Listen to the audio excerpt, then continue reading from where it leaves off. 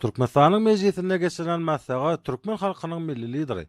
Türkmenistanyň halk maslahatynyň başlygy Gahrman Alkadamyň hemde hormatly prezidentimiz Arkadaly Gahrman Serdarymyň taýsy tagallalary bilen Türkmenistanyň garaşçylygynyň şany 35 ýyllygy bellenýän garaşçy baky bir tarap Türkmenistan bede wagtly at murady mekanyny dawarlanyrmagy ýurdumyň parahatçylyk feýjilikli, insan perwer, döwlet syýasatyny dünýä ýaýmagy we döwletimiň halkara awryny hasa ýokarlandyrmagy gönükdirlenler. Maslahatda çykyş edenler zenanlar hakda alat etmeň, olaryň jemgyýetdäki orny hasa ýokarlandyrmagyň, zenana ene sarpaly garamagyň, Gahrman Alkadamyň we Arkadaly Gahrman Serdarymyň alyp barýan döwlet işlerine ille tutulýan esasy ugurlaryň birdigini, jemgyýetçilik syýasy durmuşyň ähli ugurlaryny Gahrman Alkadamy we hormatly prezidentime tarapyndan durmuşa eserleýän giň meşhur özgertmeleriň munyň aýdyň sutnamasy bolup durýanyny bellediler.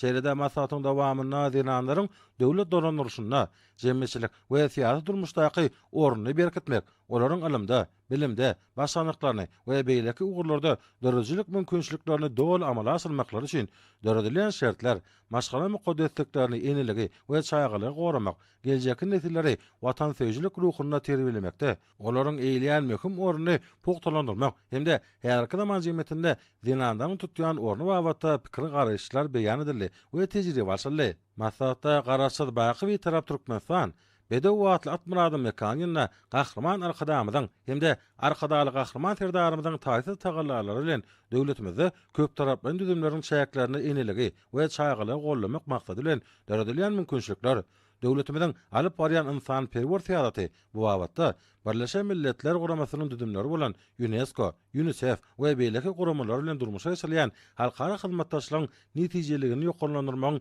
meseleleri aral maslahatlaşyldy. Şeýlede Gurbanyguly Berdimuhammed Fadyr Näky howanalyga mätäç saýgylara himayet bermek boýunça haýyr sahabat gaznasynyň insan perwer meseleleriniň çözülmegine alyp barýan nusgalyk işleriniň halkara derejede ikrar edilýänligi bellendi.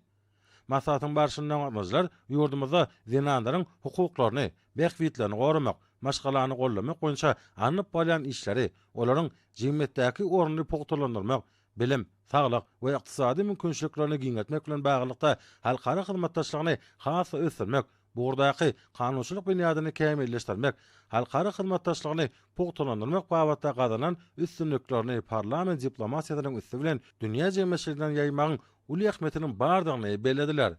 Maslahat atnaşyjylar ýurdumyzyň hoşniyetlilik, insan perwerlik, parahatçylyk feýjilik ýöreglerini esaslanýan içeri we daşary syýasatynyň mundan meýlekde üstünlükleri beslenmegini, Türkmen halkynyň milli lideri, Türkmenistanyň halk maslahatynyň başlygy Gahrman Alkadamyň hemde hormatly prezidentimiz Arkadaly Gahrman Serdarymyň janlarynyň sag, ömürleriniň uzak bolmagyny, il-ýurt bähwitli, umumadymda dähmetli beýik işleriniň hemişe rowaç bolmagyny arzu etdiler.